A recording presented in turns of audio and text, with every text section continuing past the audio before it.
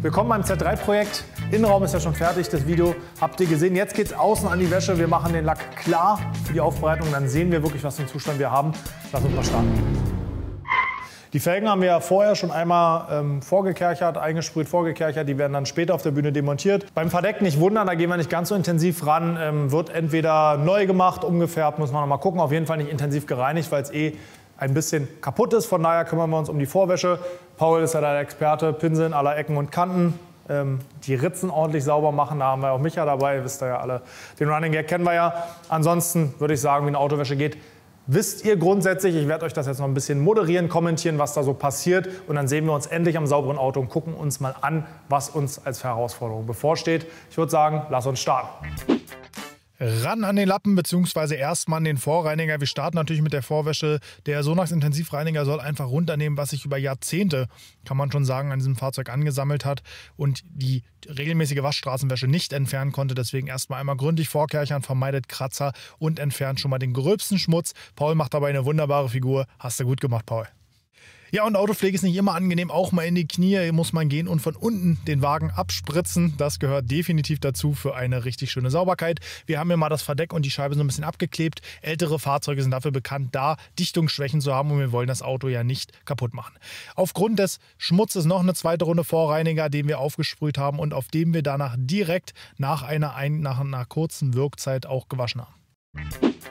Vor der Wäsche mit dem Handschuh kommt das Pinseln der Ecken, beziehungsweise es geschieht hier parallel, weil wir so viele Männer und Frauen am Werk haben, beziehungsweise eigentlich nur Männer am Werk, Mann, was für eine Männerrunde.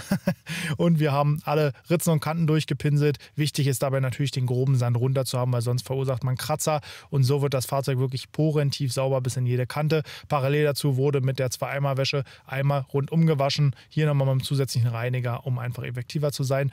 Mit der eigentlich Felgenbürste mit der Wheel Woolly, mit der größten, habe ich den Radkasten einmal richtig schön ordentlich durchgeputzt. Das funktioniert super. Die hat bei mir aber auch dann nur diesen Zweck, kommt nicht mehr an der Felge, ist bei mir dafür ausgesondert und wirklich gut dafür geeignet. Auch hier ein kleiner Trick, mit der EZ Detail Brush kommt man super in die Scharniere, kann die intensiv sauber machen oder mit einem kleinen Wheel Woolly geht das auch wunderbar.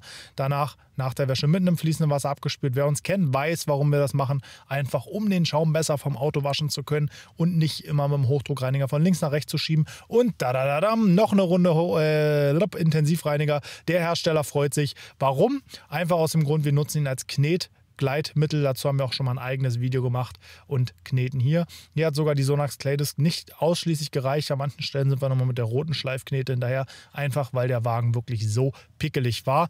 Und ohne richtiges Kneten wird das Polieren am Ende zur Hölle. Dann reißt der Polierfilm auf, das Ergebnis wird nicht schön. Deswegen war dieser Schritt sehr wichtig und dann durfte nochmal abgespült werden. Trocken gemacht wurde hier und diesmal durfte die Silikonlippe zum Einsatz kommen. Keine Schnappatmung bekommen, das Auto war so zerkratzt und wird poliert, von daher macht die Silikonlippe da überhaupt kein Problem. Immer bedenken, was ist der Zweck der Wäsche, was ist der Zweck des Trocknens. Bei einer normalen Unterhaltswäsche eines gepflegten Autos nehme ich die lieber nicht. Ansonsten kann man die ohne Probleme einsetzen und auch ohne Schmerzen zu bekommen. Den Rest hat dann das Trockentuch erledigt in jede Ritze und Kante. Wir haben auch nochmal alles mit trockener Luft. Ich habe heute auch einen Kabelsalat, ist Freitag, gleich Wochenende bei mir hier. Mit Druckluft trocken gepustet, damit das Auto wirklich trockengelegt ist. Und dann zeigte sich das wahre Chaos. Da war echt was zu tun. Aber dazu kommen wir dann im nächsten Video, wenn es ans Polieren geht.